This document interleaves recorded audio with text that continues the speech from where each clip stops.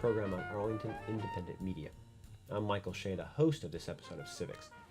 This is a program where we like to say a noisy democracy is a good democracy. We like to meet people who get involved in their community, have their voices heard, help serve other people, and meet community needs. Today, we are joined by Peter Fallon, who's been a candidate, a volunteer, an organizer, an activist, played many roles in the Arlington community for a long time, and we're delighted to have him on the program today. Peter, thanks for coming. Thank you, Michael, for having me here. Peter, let's go back to the beginning of your community involvement. And I don't mean just Arlington, I mean any community. Do you remember the first time you were engaged in the community in some way? Well, I guess there's different ways to define community. I mean, I certainly did a lot of things in school growing up, and in high school, for example, involved in different clubs and student government and what have you. At the Arlington level, I came to D.C. when I was 18. I was an undergraduate at GW, where I met my wife, and after graduation, came over here to Arlington, lived in Crystal City, and a few years after we were married, we bought our house up in Donaldson Run. So most of my civic engagement actually has been, or community engagement of that level, has really been here in Arlington. So what was the first, what did you jump into in Arlington first, do you think? Well, after we bought the house, we were, in the Donaldson Run neighborhood was always a pretty active community, and we're on the border with Marymount University's main campus. And at the time, what was going on was that the university had just built its library and was in the midst of planning a parking garage, which was a good thing for the neighborhood because it meant that the students and the faculty didn't have to park on the neighborhood streets, but there was some contention as to the size and the location of where the parking garage would be. Anyway, they were sending out all of these newsletters all the time, and some of them were very boisterous, and I kept thinking, you know, I think that a neighborhood group like this could also be a force for positive change, not just a way to sort of rally the community against a perceived threat.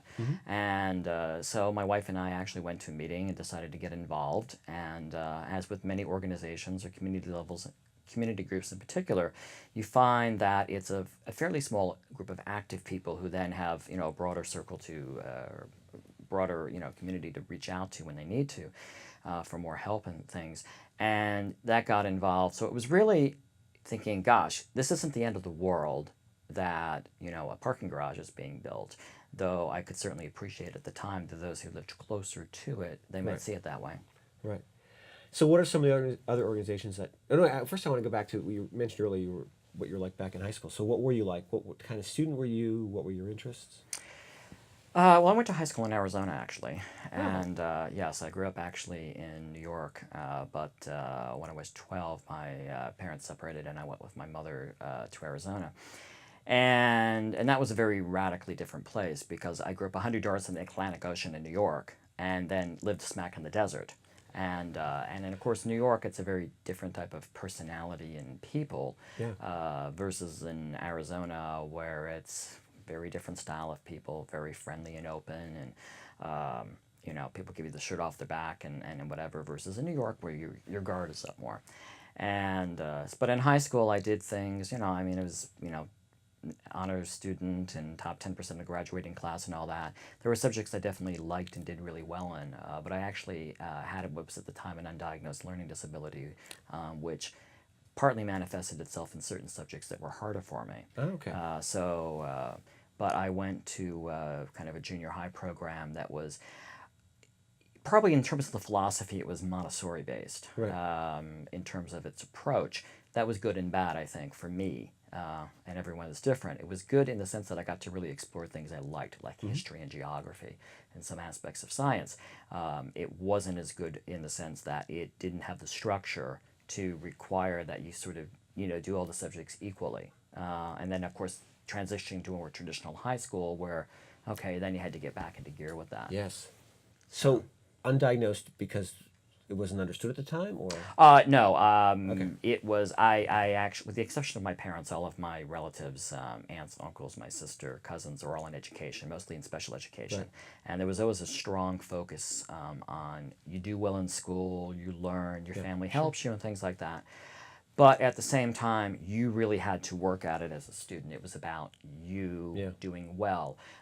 And the idea that, you know, maybe you had strong or negative points as far as your learning style and things, that really wasn't something that was in the equation. It was Right. more about, you just had to learn to deal with that and to make up for it in some way, however that would be. Right. Okay, so then what are some of the organizations you've been involved with around Arlington since you moved here? Well, I became a member of the Donaldson Run Civic Association early on, and then for some crazy reason, when there was a vacancy for the president slot, I was a director first in the organization, the executive committee, and then they needed a president, and for some crazy reason, I said, "Oh, sure, I'll do it." But it was partly because, again, I wanted to see, as president, I felt I could help drive the organization to make it a more broader based organization, more communication to the members, but also start to do some positive things versus, whether it was to help get a playground or some stream improvements or county service improvements, for example, rather than just sort of, okay, what is the next threat or perceived threat to the community? Right. And, where again, it could have a positive focus, not just something sort of, we're under siege. Right. And I was the elected president of the Civic Association for, 10 years, I think. There were bylaw limitations or whatever, but they kept amending that or waiving that because, nobody else wanted the job. But it was wonderful. I mean, I had a newsletter editor and, a webmaster and somebody who was, key on traffic calming issues and school issues and all these other things. But nobody wanted to be the one who had to stand up in the meeting in front of perhaps angry neighbors or go testify at the board hearing or get all the mail and have to stay on top of things. So, I was able to, because I didn't have to do it all myself, it was like, all right, this is fine. I'll still keep doing this. From there, I was going to say that I like the distinction you made between the Civic Association trying to not just be the advocate when we're under threat, and sort of, and this more of a positive, almost creative or tapping into potential or something. Right. It's a more of a vision for the association as a place to discuss and decide and create. And what we did, the Civic Association would meet monthly, from September through May or June, depending on what the issues were. But it was also an opportunity to do sort of like education, whether there were some special county programs or new things being talked about in Arlington, or bring some groups in to talk to us. But some of the things that, like getting the county has a number of programs that neighborhoods can take advantage of. And whether it's, park enhancement grants, small amounts, or getting free trees and getting invasive species removed, kudzu and English ivy from certain parks, for example, because of the threat to the tree canopy.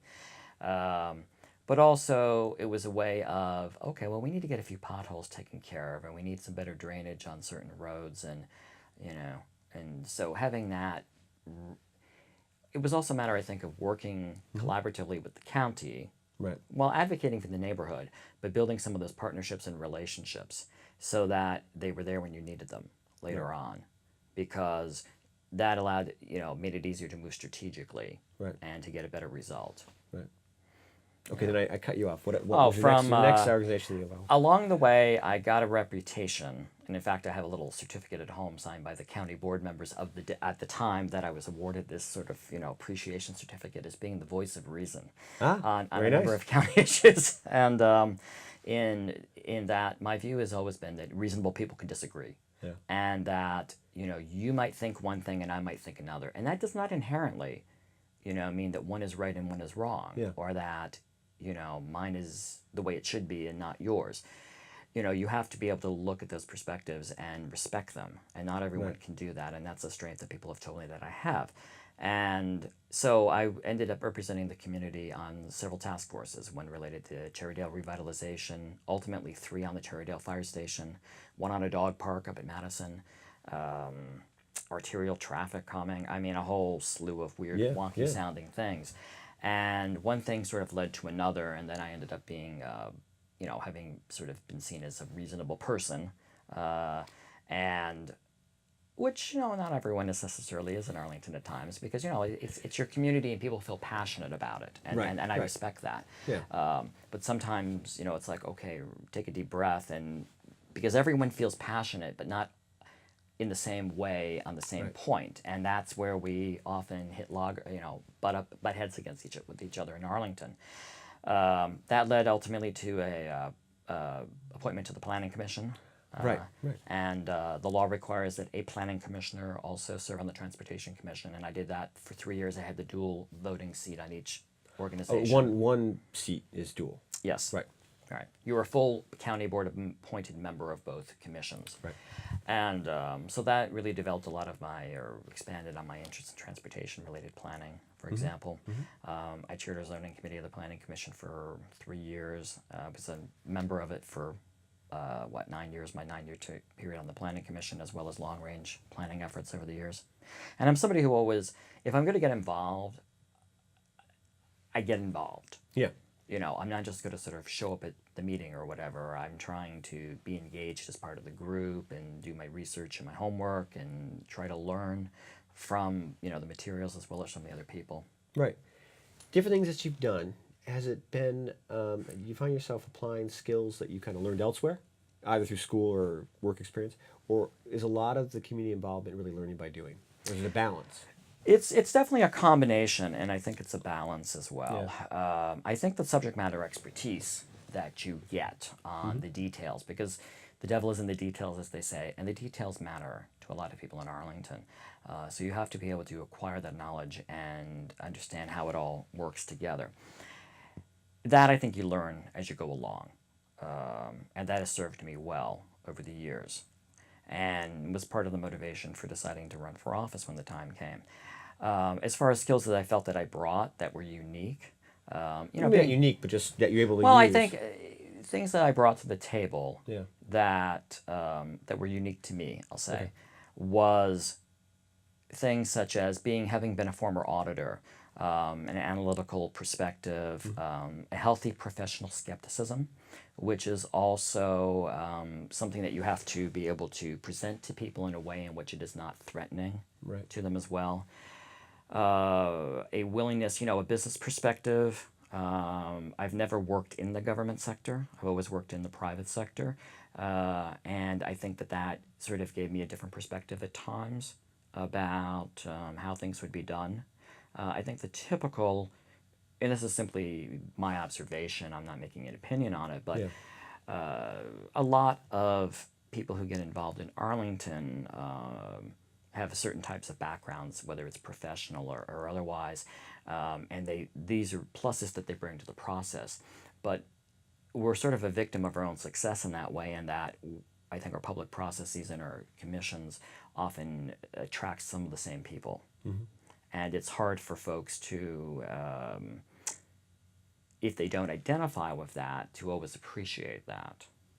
And so what are some of the other organizations that you have been? Well, apart from, I would certainly put plenty of time into the civic stuff. I mean, the Planning Commission, when I first joined it, was 4 nights a week and every other weekend. And then during the day, you had to make time for meetings with staff or board members or stakeholders, community people, email, and what have you. So that actually was a fairly large group of time. I currently serve on the board of the Arlington Committee of 100. And then the Donaldson Run Recreation Association, for example. Most of my things that I've been involved in that have brought me into, whether it's been housing related, for example, social services groups, different community level planning things, it has been under sort of, I've gotten through that part. My entree, I guess we'll call it, has been through having served on the commissions. Oh, right, okay. Through that role. That's brought me into the other groups. You mentioned the time of the planning. And I do work full time. And have a young family. Yeah. So the Planning Commission. Yes. You mentioned that is maybe people don't often realize. There's a lot of commissions in Arlington, but that is one of the ones that really does engage a lot of it, require a lot of time. It does. On it. It's quite a commitment. Very admirable for you and everyone else who's done that. So then you became a candidate. So what motivated you to become a candidate, and what was the experience like? Well, as far as motivation, I never considered myself to be on a, in terms of life goal, to be someone who was going to seek public office.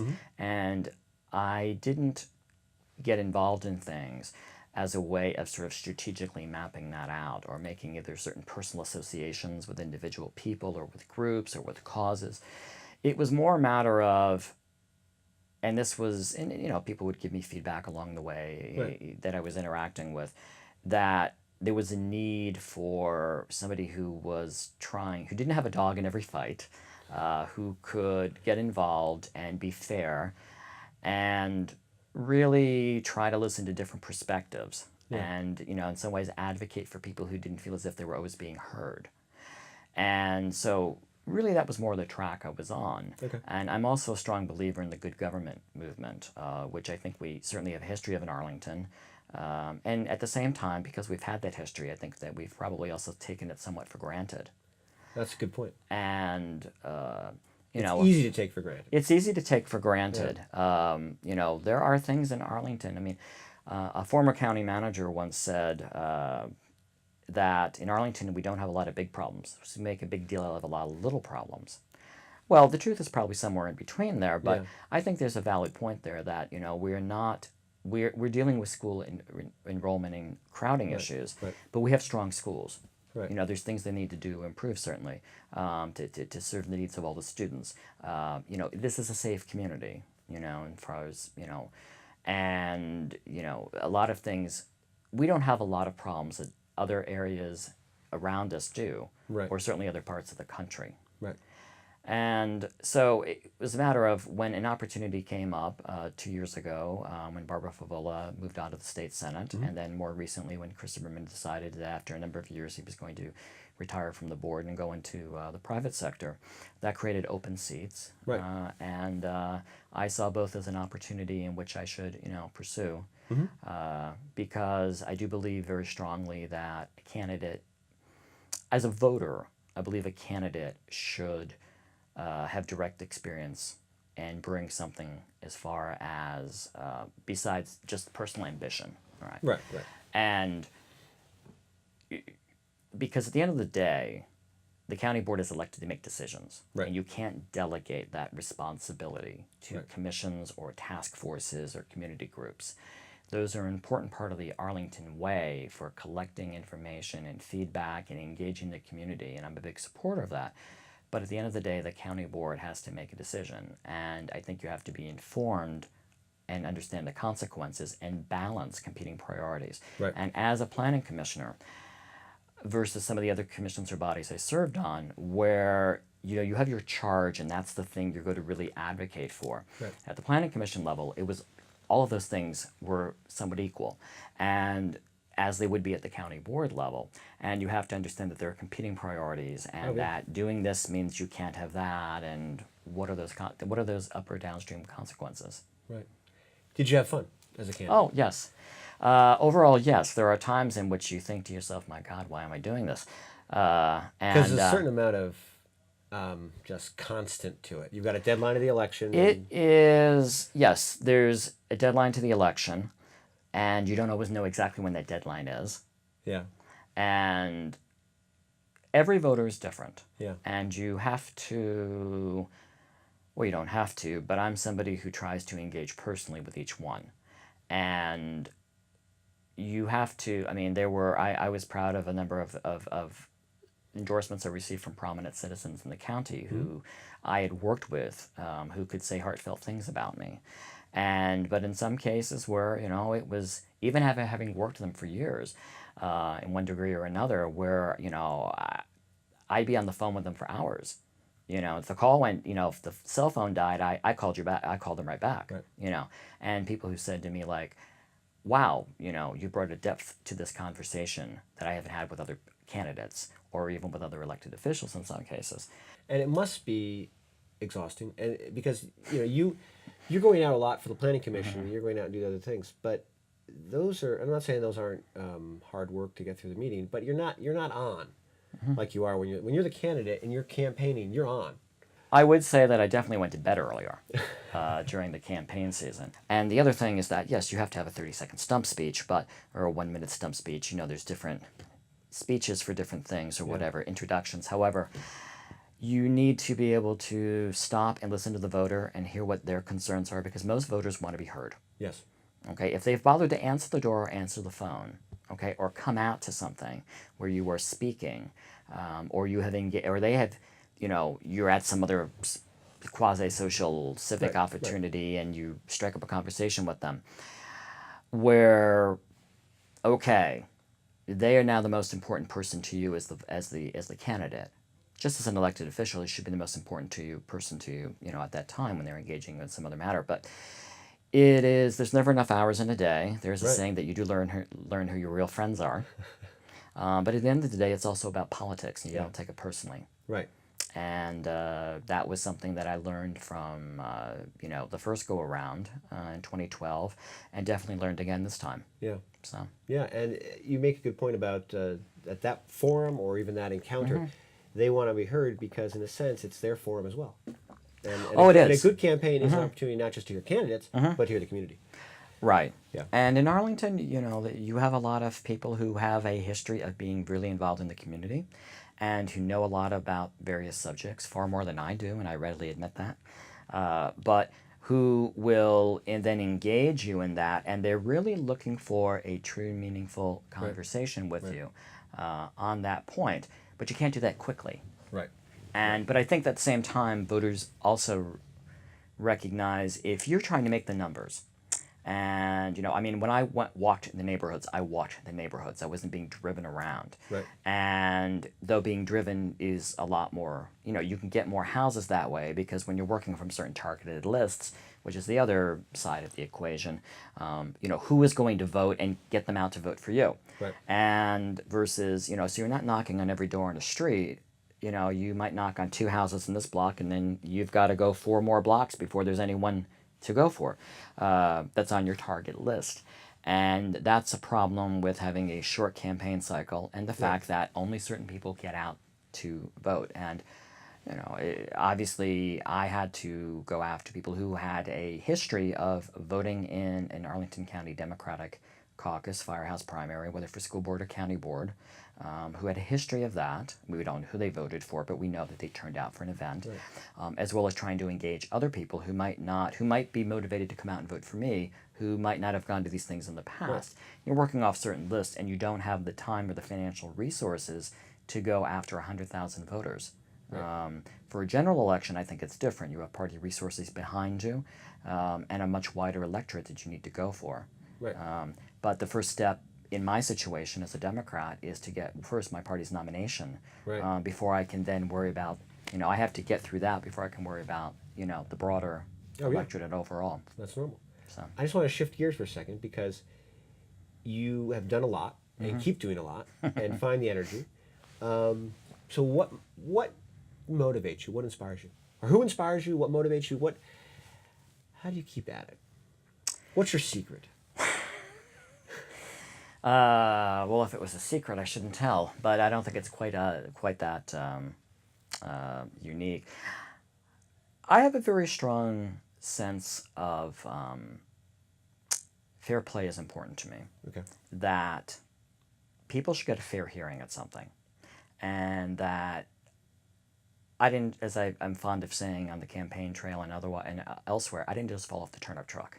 Okay, I do understand how the world works, and knowing the right people and having access to certain people certainly can make your life easier at times if you're trying to do certain things. Right. But I strongly believe that it shouldn't always be about that. Now, I had to learn a lot of that stuff, and I had years in which to do it. Okay, and that helped me. And to this day, I still, will try to advise people on process. Well, if it were me, if it were in my shoes, what I would do is I would talk to these people and I would go to this particular event, or this is what I would do to try to help steer people in the right way. Right. Okay, and that is important.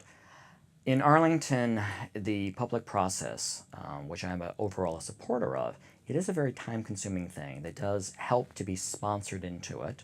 Okay, you just don't normally show up at something and get involved. And it helps to basically know certain people.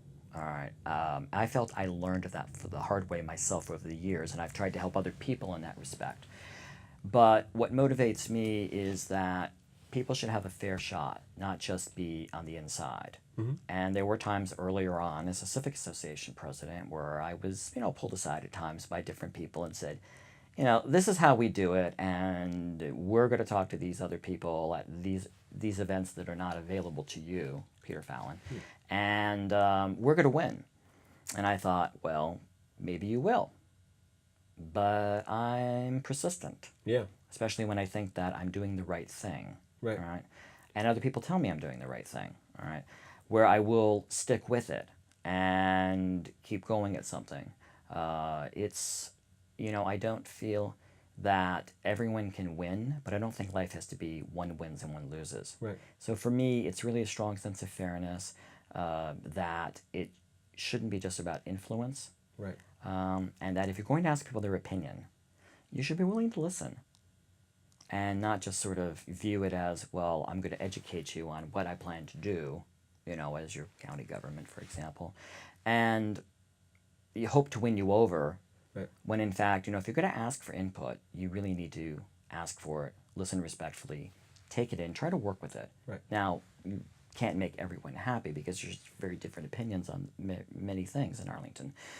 But people can easily feel slighted if they don't feel as if they've been consulted or engaged, or they were, and you didn't take them seriously.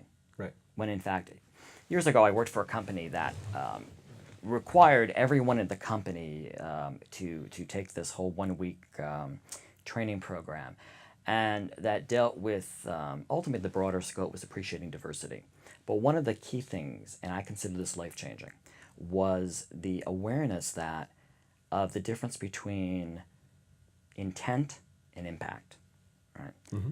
Only you or I know our individual intent, right? Which is usually well-intentioned and honorable in most cases, But we often don't understand or don't see the impact. Right. That's what everyone else reacts to. And those two things, I think, are the cause of so much confusion, anxiety, or ill will in life and in relationships and in the community. And what I've tried to do as a result of that, why I call it life-changing, is that I became aware of that I was perceived as being privileged, okay, in some respects, and my role in society, all right, versus other people, and which intellectually I didn't necessarily disagree with, okay? I mean, yeah, I see your point. Yeah. But then you start to realize, and then I could reflect that people on the street would deal with me differently than somebody else I was with.